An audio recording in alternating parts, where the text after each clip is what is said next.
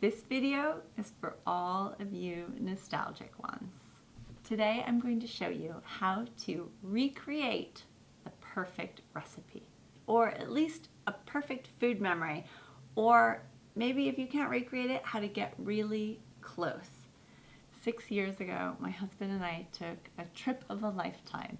I had just finished up school and he had sold his business, and we took 15 months and we drove from the tip of Africa to the top.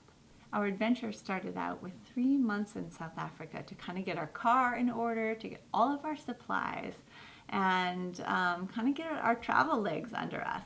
And somewhere in that process, I was introduced to these amazing little biscuity cookie things. They're called rusks. Rusks are these dried little, it's almost like an American biscuit, but slightly sweet and completely dried out in a really low oven, as you would a biscotti.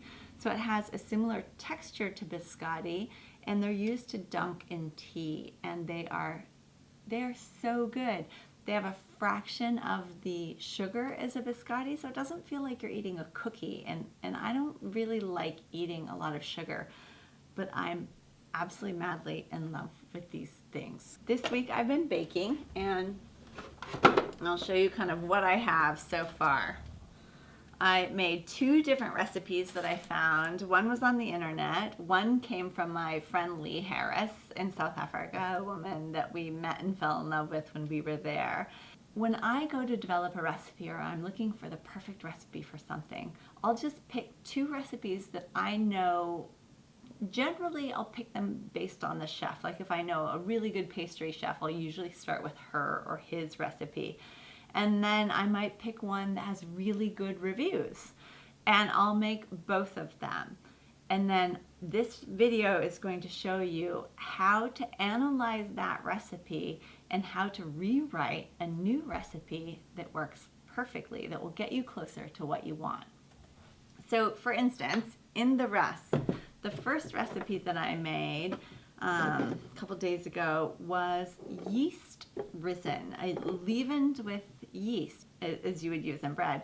And I was curious because I know from the ingredients list on the UMA that they don't use yeast, they use baking soda, or baking powder. There's a combination of calcium carbonate and sodium bicarbonate. So these are going to be leavened differently than this recipe, but I was curious. It was a woman that was from South Africa, and she said that she doesn't like that soda-y taste in the baking soda rusks because she grew up with yeast-risen rusks. So I was very curious about that, and I went ahead and I made this recipe. My analysis, I guess, of this recipe was there was too much salt. There was way too salty. The sugar was pretty spot on, and maybe just a tiny bit more sugar, but they were super hard and they were very bread-like you would imagine, given that they're bread.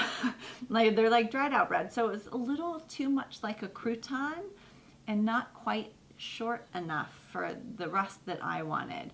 Now, short is just a baking term of baking goods that have a high fat percentage, so it gives them that crumbly. If you think of short bread, that's the ultimate short dessert. It's that crumbly, super buttery, just melt in your mouth texture.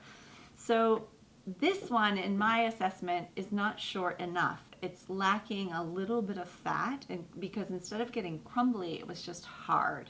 And even when you soak them in tea, it takes a really long time for them to soften up.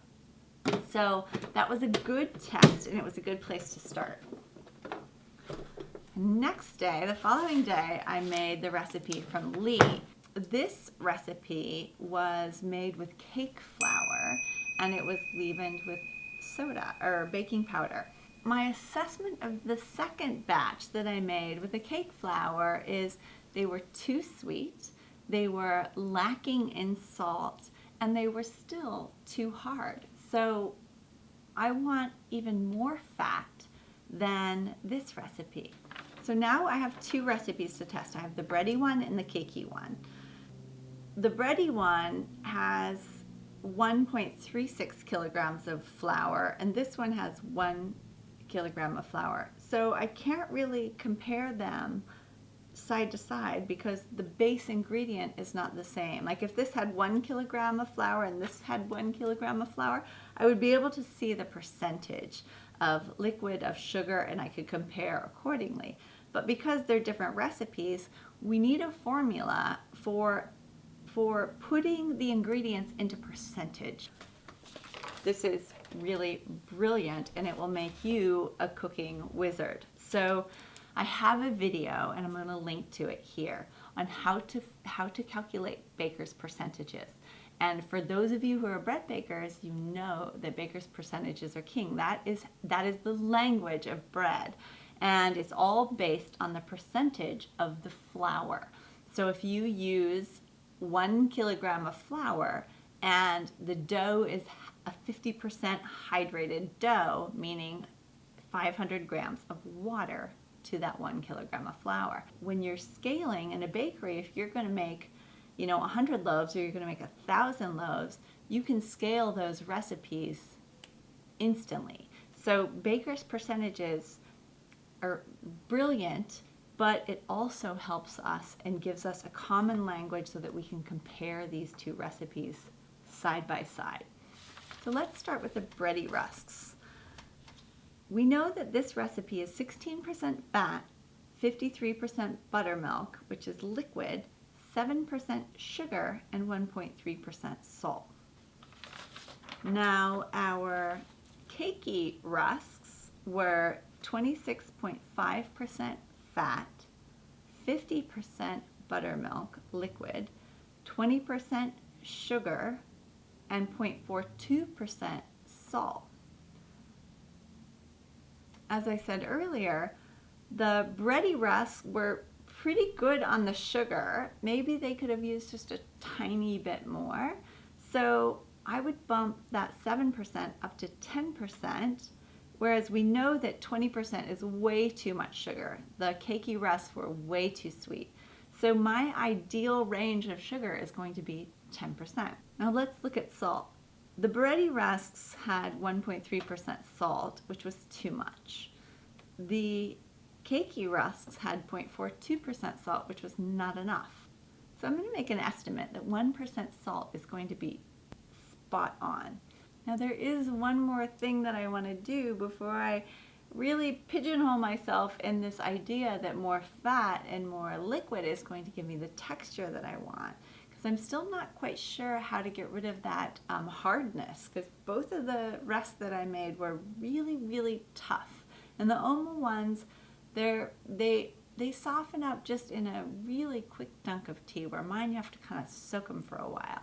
The only recipe that I can think of that has that softer texture are Italian biscotti. Now, Carol's recipe for biscotti are 500 grams of flour, 400 grams of sugar, 4 eggs, and 2 yolks. There's no butter or liquid. The liquid is actually the eggs and the sugar, and the fat is from the yolk. So maybe my concept of more butter and more buttermilk is part of the problem. So I'm going to go ahead and test my first theory. I'm going to make this recipe and see how these rusks compare.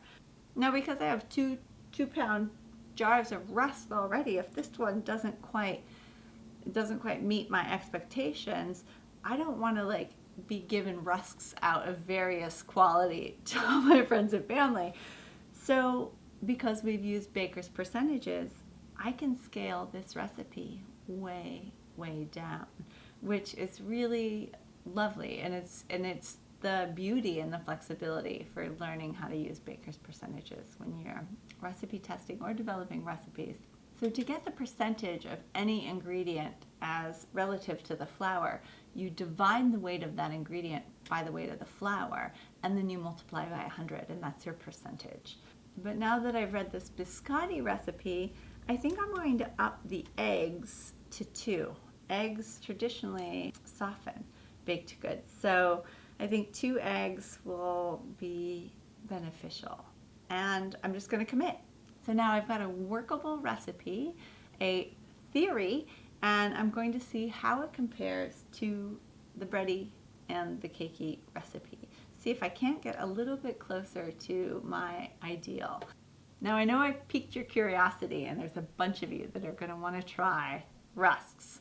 So I've went ahead and put them in my Amazon store. I'll put the link here. And you can order up a box. They're a little spendy because they're imported, and a lot of times Amazon isn't the best price. But sometimes curiosity just gets the better of us.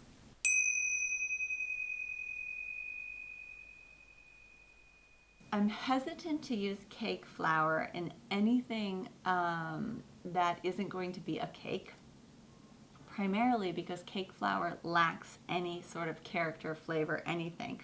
Most cake flour is bromated and it's bleached. So I went with Bob's Red Mill, which was non-bleached, but it's still enriched. And I think cake flour is kind of like how I visualize it, like the dead flour. If you want just a perfectly white cake that tastes of eggs and is super mellow and light, it works great. But when you're making a product that's like a bread, you know, some of you use cake flour and biscuits, so there's kind of a gray area, but I find cake flour to be a little bit pasty and flat, like a lifeless. If you've enjoyed the video and you'd like to support my work, you can do so by hitting the thumbs up, leaving a comment below, and specifically by sharing on your social media platforms. And I always love finding new subscribers and having people that are really interested and curious in cooking. I love when our paths cross. So thank you for sharing the love, and I'll see you in the next video.